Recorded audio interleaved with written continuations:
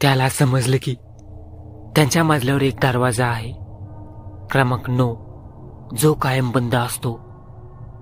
शेजारी राहणारी लोक त्या दरवाजाबद्दल बोलायला टाळायचे. एक वृद्ध बाई म्हणाली, तो दरवाजा उघडू नकोस, तिथं जे आहे ते शांत आहे आतापर्यंत. राहुलचं कौतूहल वाढत गेलं. एका रात्री विचित्र आवाज ऐकून तो दरवाजाजवळ गेला. दरवाजावरून बर्फासारखी थंडी जाणवत होती. त्याने तो दरवाजा उघडण्याचा निर्णय घेतला. बाईकथा एके स्टोरी टेलर मध्ये तुमचं स्वागत आहे.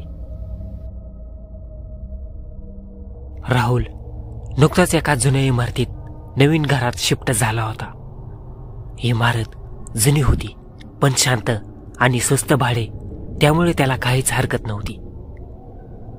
मात्र त्याला सतत वाटायचं की कोणीतरी त्याचं निरीक्षण करतंय. चौथ्या दिवशी त्याला समजले की त्यांच्या मजल्यावर एक दरवाजा आहे, क्रमांक 9, जो कायम बंद असतो. शेजारी राहणारे लोक त्या दरवाजाबद्दल बोलायला टाळायचे.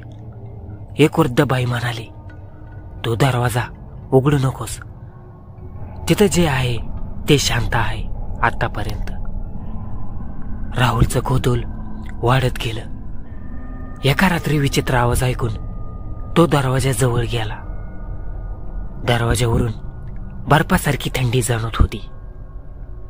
त्याने तो दरवाजा उघडण्याचा निर्णय घेतला. राहुलने थरथरत्या हातांनी दरवाजाला हात लावला. तो अजूनही थोडा उघडाच होता. आतून कुणीतरी नुकतंच पाहिलं असावं असं त्याला जाणवलं. त्याने हलकेच दरवाजा ढकलला. आत खोल अंधार होता. दिवा लावण्यासाठी स्विच शोधत होता, पण त्याच्या बोटांना फक्त भिंतीतील खवले आणि ओलसरपणा जाणवला.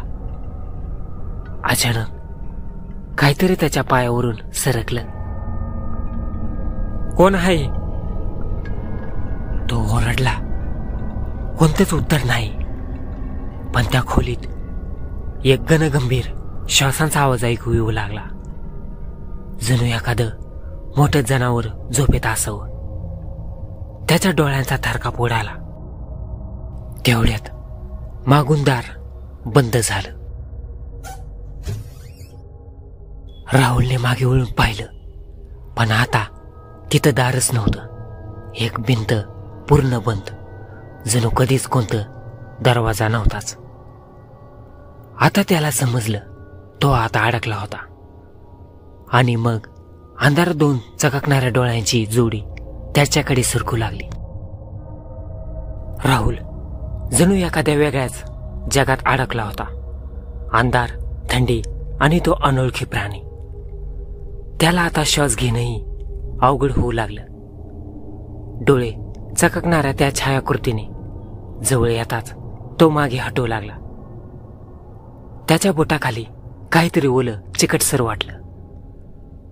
खाली पाहिलं तर जमिनीवर साखळीने अडकलेली अनेक माणसांची हाडं, ताजी रक्ताची खुणं.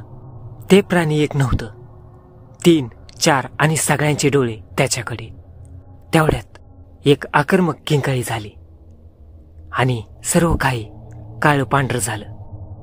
दुसऱ्या दिवशी सकाळी इमारतीच्या चौकात पोलीस आले.